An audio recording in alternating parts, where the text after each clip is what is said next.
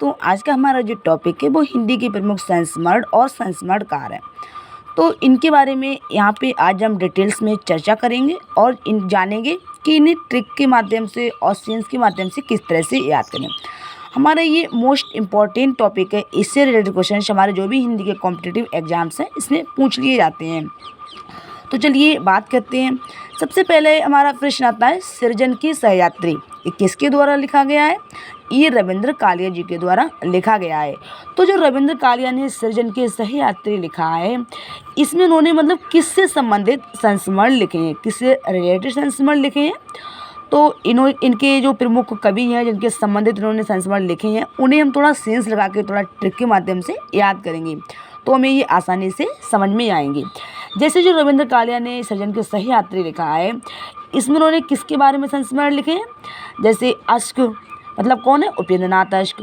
उपेंद्रनाथ अश्क कैसे हो गए? वो अमर हो गए। अमर का मतलब है अमरकांत। अमरकांत जब अश्क जो हैं ये अमर हो जाते हैं, अमर अश्क का मतलब उपेंद्रनाथ अश्क हो गए, अमर का मतलब अमरकांत हो गए। अब इन्हें क्या मोहन के दर्शन होते हैं। मोहन का मतलब मोहन राकेश। जब मोहन के दर्शन हो जाते हैं तभी मोहन क्या करते हैं? गिरते हुए ज्ञान देते हैं। ज्ञान का मतलब ज्ञान रंजन, गिर का मतलब गिरिराज किशोर। और उनके साथ में वहाँ कौन आते हैं? यात्रीगण आते हैं, मतलब सेरा यात्री।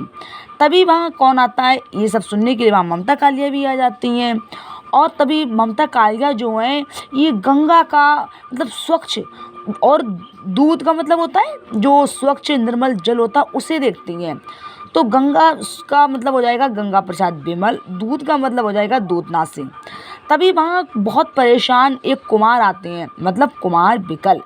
कुमार विकल किसके साथ आते हैं? शुक्ल के साथ, मतलब श्रीलाल शुक्ल। तभी वहाँ पे मार्कंडे और कमलेश्वर आ जाते हैं। तो इस तरह से ये जो प्रमुख कवि हैं इनसे जो संबंधित संस्मरण हैं ये किसमें है? सृजन के सहयात्री में। तो कौन कौन से हैं? उपेंद्रनाथ अश्क, अमरकांत, मोहन राकेश, ज्ञान रंजन, गिरिराज किशोर, सेरा यात्री, ममता कालिया, गंगा प्रसाद विमल, दूधनाथ सिंह, कुमार विकल, श्रीलाल शुक्ल, मार्कंडे और कमलेश्वर संबंधी जो संस्मरण है वो हमें सृजन के सहयात्री में देखने को मिलते हैं, जो रविंद्र कालिया जी के द्वारा लिखा गया है। ऐसे में अगली रचना की अगर बात करूं तो वो हमारी है मानवीय करुणा की दिव्य चमक। अब भाई जो मानवीय करुणा की दिव्य चमक है वो कौन दिखा सकता है? भाई वो तो जो भगवान होंगे, जो सभी के नाथ होंगे वो ही तो दिखा सकते हैं, मतलब सर्वेश्वर दयाल सक्सेना जी। तो जो मानवीय करुणा की दिव्य चमक ये सर्वेश्वर दयाल सक्सेना जी के द्वारा लिखी गई है। इसमें उन्होंने क्या बताया है? इसमें उन्होंने फादर कामिल बुल्के को याद किया है। जो फादर कामिल बुल्के थे इनका सर्वेश्वर जी से बहुत अंतरंग संबंध था, मतलब बहुत घनिष्ठ संबंध था, बहुत ज़्यादा ये इनके क्लोज थे, बिल्कुल अपनापन था इनमें दोनों में। तो इसकी जो झलक वो हमें किसमें देखने को मिलती है? वो मानवीय करुणा की दिव्य चमक में देखने को मिलती है, जो सर्वेश्वर दयाल सक्सेना जी के द्वारा लिखा गया है। तो इस तरह से थोड़ा जब हम इन्हें समझेंगे और सेंस लगाएंगे तो हमें ये आसानी से समझ में आएंगे। क्योंकि कोई भी चीज़ अगर आप डिटेल्स में पढ़ते हो तो हमें मतलब ज़्यादा लॉन्ग समय तक याद रहता है। कितना भी बोलो कुछ तो याद रहेगा। अगर हमने शॉर्ट में ही पढ़ा है, रिवीजन नहीं करेंगे तो भूल जाएंगे, तो बाकी तो याद नहीं रहेगा ना। तो इसलिए कोई भी चीज़ आप अच्छे से डिटेल्स में पढ़िएगा तो आपको लॉन्ग समय तक याद भी रहेगी। तो नेक्स्ट कवि की अगर मैं बात करूं, हम अस्मत। ये हम अस्मत किसके द्वारा लिखा गया? ये कृष्णा सोमती जी के द्वारा लिखा गया है। तो कृष्णा सोमती ने हम अस्मत में क्या बताया है? तो जो हम अस्मत है ये संस्मरण विधा को इसने एक नया आयाम दिया है। बहुत फेमस संस्मरण है ये कृष्णा सोमती जी का। तो इसमें इन्होंने किसके बारे में बताया, किसको याद किया है, वो हम देखते हैं। सबसे पहले इसमें नामवर सिंह, मतलब क्या है? नामों के वीर हैं, नामवर सिंह है। फिर अशोक वाजपेयी, किसके वाजपेयी हैं? अशोक के वाजपेयी हैं। फिर अश्क, मतलब उपेंद्रनाथ अश्क। अज्ञे मतलब सच्चिदानंद हीरानंद वात्स्ययन अज्ञे।